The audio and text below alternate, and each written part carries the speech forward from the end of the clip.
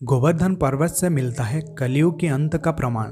तो दोस्तों, गोवर्धन पर्वत, इसका परिक्रमण और इससे जुड़ा हुआ सभी रहस्यमय बातों को जानते हैं। नमस्ते दोस्तों, आपको रहस्यमय उड़ीसा यूट्यूब चैनल पर स्वागत करते हैं। इस वीडियो में आप हमारे साथ अंत तक जुड़े रहिए ताकि आपको सब कुछ समझ में आ जाए। तो दोस्तों, पहले हम गोवर्धन पर्वत के बारे में कुछ रोचक बातें जानते हैं। भगवान श्री कृष्ण क्यों उठाए गोवर्धन पर्वत? इस पर्वत को भगवान श्री कृष्ण ने अपनी चींटी उंगली से उठा लिया था।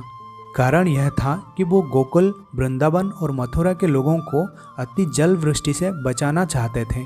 सभी नगरवासियों ने इसी पर्वत के नीचे इकट्ठा होकर अपनी अपनी जान बचाई। इंद्र ने जानबूझकर अति जल वृष्टि किया था क्योंकि वहाँ के लोगों ने भगवान श्री कृष्ण की बातों में आकर इंद्र की पूजा करना बंद कर दिए थे। वहाँ के लोग इंद्र से बहुत डरते थे और उसका पूजन करते थे। इसलिए भगवान श्री कृष्ण ने उन्हें कहा कि मैं तुम्हारे साथ हूँ, इसलिए तुम इंद्र से मत डरो। इंद्र ने कोपित होकर तांडव मचाना शुरू कर दिया और भगवान श्री कृष्ण गिरिराज गोवर्धन को अपने हाथ में धारण कर ली। पौराणिक मान्यता के अनुसार गिरिराज गोवर्धन को पलस्त्य ऋषि ने द्रोणाचल से ब्रज धाम में लाए थे। इसके बारे में और भी एक पौराणिक मान्यता है।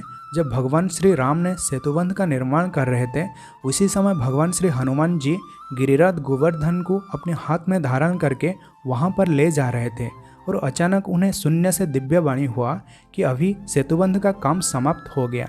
इसलिए भगवान श्री हनुमान जी इसे ब्रज धाम में स्थापन करके फिर दक्षिण में चले गए। तो दोस्तों, ये रहा कुछ पौराणिक मान्यता जिससे हमें ये पता चलता है कि गिरिराज गोवर्धन का आविर्भाव कैसे ब्रज धाम में हुआ।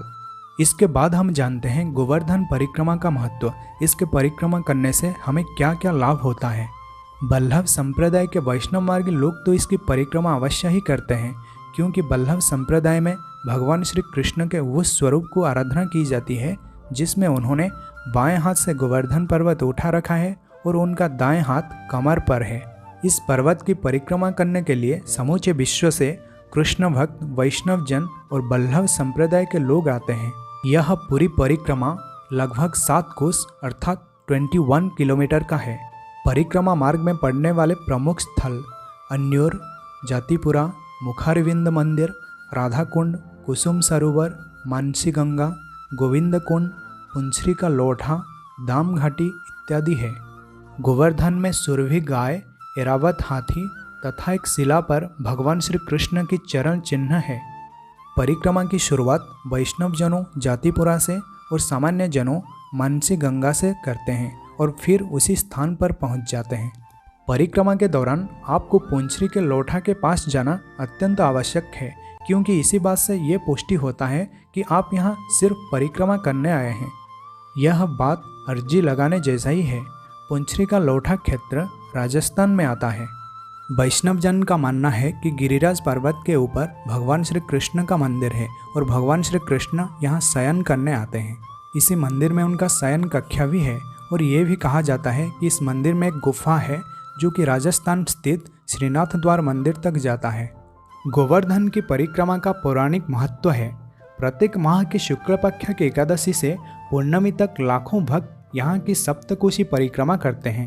प्रतिवर्ष गुरु पूर्णिमा पर यहाँ की परिक्रमा लगाने का एक विशेष महत्व है। श्री गिरिराज पर्वत की तलहटी समस्त गौड़ीय संप्रदाय, अष्टछापक कवि एवं अनेक वैष्णव रसिकों, संतों की साधना स्थली रही है। अब हम बात करते हैं पर्वत की स्थिति की। क्या सचमुच ही पिछले 5000 वर्ष से यह स्वतः ही रोज एक मुट्ठी खत्म हो रहा है, या कि शहरीकरण और मौसम की मार ने इसे लगभग खत्म कर दिया? आज गिरिराज गोवर्धन एक कछुए की पीठ की तरह दिखाई दे रहे हैं। हालांकि स्थानीय सरकार ने इसके चारों ओर तारबंदी कर रखी है, फिर भी 21 किलोमीटर के अंडाकार इस पर्वत को देखने पर ऐसा लगता है कि मानो बड़े बड़े पत्थरों के बीच भूरी मिट्टी और कुछ घास जबरन भर दी गई हो। छोटी मोटी झाड़ियाँ भी दिखने को मिलती है। पर्वत को चारों तरफ से गोवर्धन शहर और कुछ गांव ने घेर रखा है। गौर से देखने पर पता चलता है कि पूरा शहर ही पर्वत पर बसा है, जिसमें 2 हिस्से छूट गए हैं। उसे ही गिरिराज पर्वत कहा जाता है। इसके पहले हिस्से में जातिपुरा, मुखारविंद मंदिर, पुंछरी की लोठा प्रमुख स्थान है, तो दूसरी हिस्से में राधा कुंड, गोविंद कुंड और मानसी गंगा प्रमुख स्थान है। बीच में शहर की मुख्य सड़क है। उस सड़क पर एक भव्य मंदिर है। उस मंदिर में पर्वत की शिला को दर्शन करने के बाद मंदिर के सामने के एक रास्ता से यात्रा प्रारंभ होती है और पुनः उसी मंदिर के पास आकर उसके पास पीछे के रास्ते से जाकर मानसी गंगा पर यात्रा समाप्त होती है। मानसी गंगा के थोड़े आगे चले तो फिर से शहर की वही मुख्य सड़क दिखाई देती है। कुछ समझ में नहीं आता कि गोवर्धन के दोनों ओर सड़क है या फिर सड़क के दोनों ओर गोवर्धन। ऐसा लगता है कि सड़क, आबादी और शासन की लापरवाही ने ख़त्म कर दिया है गोवर्धन पर्वत को। तो दोस्तों, अब हम जानते हैं कि गिरिराज गोवर्धन को ऐसा कौन सा श्राप मिला था जिसके कारण उनका आकार बहुत ही छोटा हो गया। तो दोस्तों, 5000 साल पहले ये गोवर्धन पर्वत 30,000 मीटर ऊंचा हुआ करता था, लेकिन अब ये शायद सिर्फ 30 मीटर ही रह गया है। 30,000 मीटर से सिर्फ 30 मीटर हो जाना ये बहुत बड़ी आश्चर्य की बात है। पुराण से जो प्रमाण मिलता है, पुलस्त्य ऋषि के शाप के कारण यह पर्वत एक मुट्ठी रुज कम होता जा रहा है। भविष्य पुराण से भी ये प्रमाण मिलता है, जब गिरिराज गोवर्धन का आकार घटकर बहुत ही छोटा हो जाएगा तब इसे कलियुग का अंत हो जाएगा और एक नूतन युग का प्रारंभ होगा। तो दोस्तों, आज का इसी वीडियो में बस इतना ही है। अगर आपको ये वीडियो अच्छा लगा तो आप इसे अपने दोस्तों के साथ ज़रूर शेयर कीजिए। आप सभी को जय जगन्नाथ, जय पंचसखा, जय उड़ीसा, जय भारत।